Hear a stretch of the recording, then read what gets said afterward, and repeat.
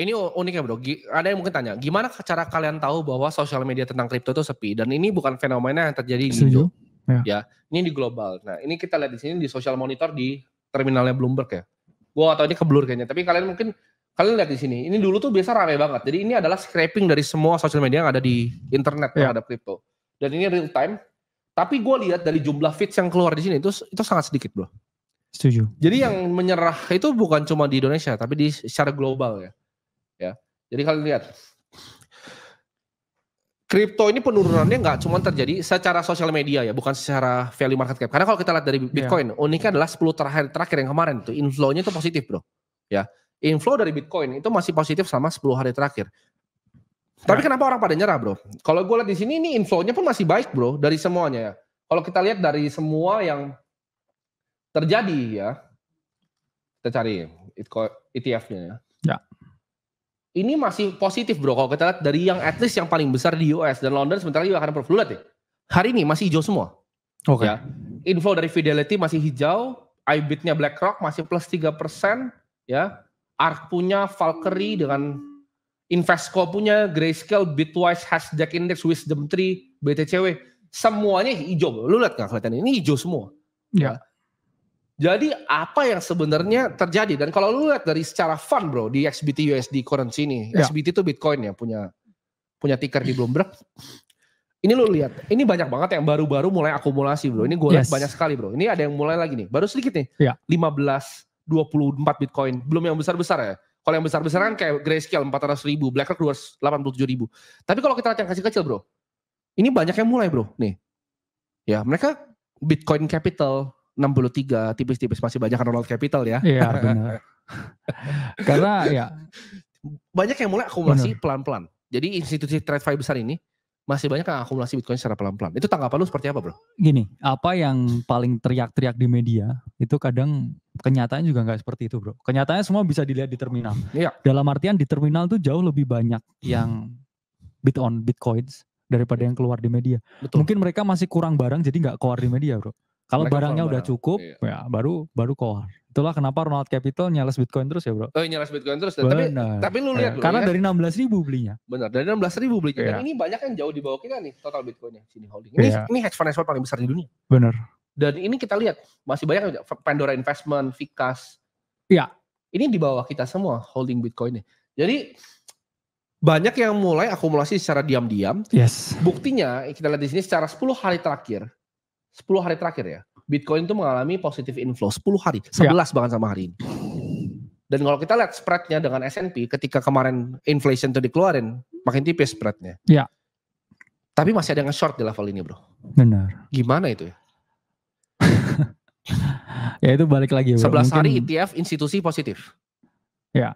Ada sekitar 12-13 hedge fund yang mulai akumulasi masih kecil tapi barangnya. Tapi ada yang shorting bro.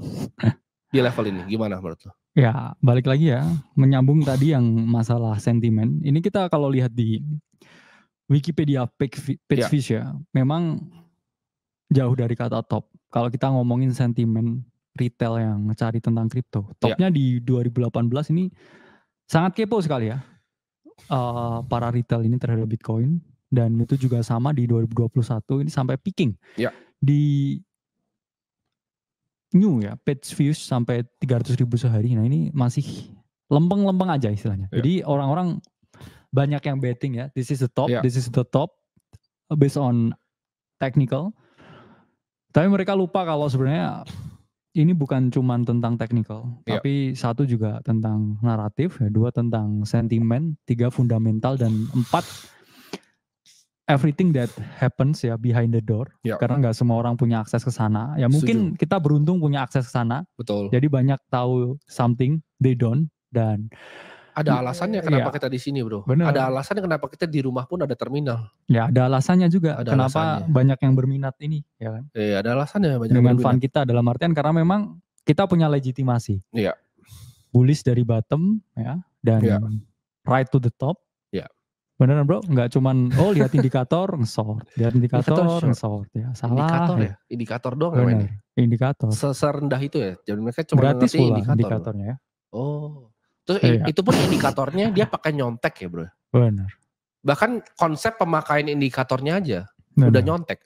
pemakaian indikator yang dia selalu pakai aja salah. Benar. Ya, jadi jangan seperti itu ya. Ya inilah, jangan sosok gurin orang ya. Itu settingan stokastiknya diganti dulu lah ya. Ya, sama ya bro ya. Settingan stokastiknya ya. Iya.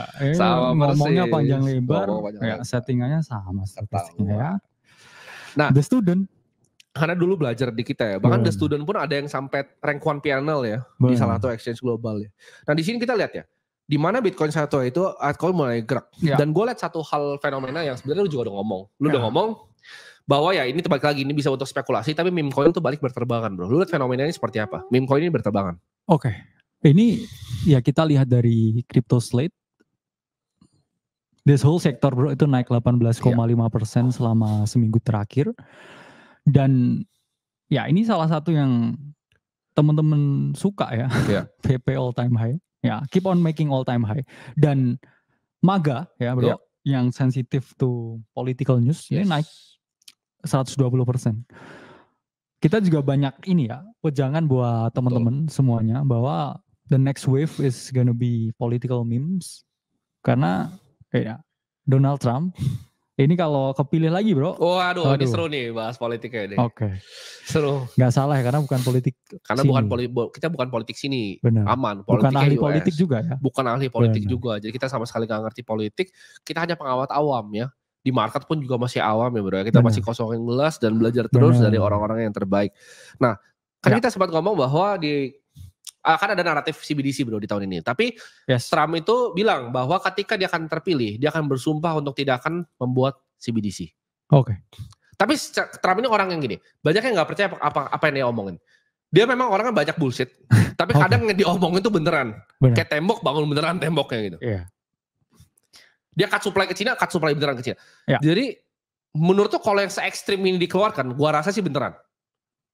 Karena nggak ada benefitnya untuk dia juga untuk adanya CBDC kan sebenarnya. Menurut tuh akan dieksekusi atau enggak? Kalau Trump menang? Oh gini, Trump itu selalu punya dendam kan bro sama rezim yang menjabat sekarang. Dan apapun yang rezim sekarang lakukan tuh pasti di counter trade. Oke, jadi rezim sekarang mau push ke CBDC? Ya, rezim sekarang push CBDC, mungkin Trump melihat CBDC it's centralized bro, karena memang sentral ya, dari namanya C-nya juga sentral, benar. Kalau mungkin D-nya DBDC mungkin ya. DBDC, decentralized ya. Bank digital currency itu mungkin Trump masih oke ya, karena dua hal ya bro yang sama tentang Trump dan Bitcoin, sama-sama orange. Sama-sama orange ya, rambutnya orange juga ya. Dan dia akan bilang bahwa dia akan lepaskan salah satu legenda Bitcoinnya, yaitu Ross Ulbricht yang bikin Silk Road ya. Jadi kalau kalian tahu sebelum zamannya Michael Saylor, nggak tahu makanya mereka mungkin belum beli Bitcoin bro waktu itu bro. Belum tahu Bitcoin itu apa, tapi udah keluar sibuk. Padahal dulu bahkan belum jualan semen, minta beli dari papa.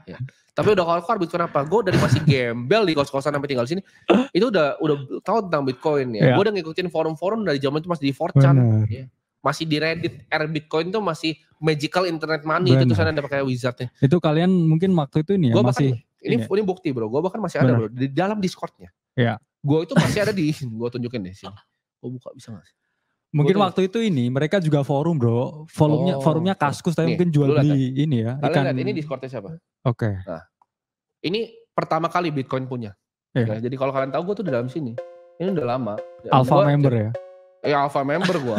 Ini Bitcoin pertama. Jadi ini kalau kalian tahu kayak Udi Wertheimer, semua Taproot Wizard itu semua ada dalam sini. Gue ada dalam sini. Dan untuk bisa join ke dalam situ, kalian coba cari aja gimana caranya kalian bisa masuk dalam situ ya.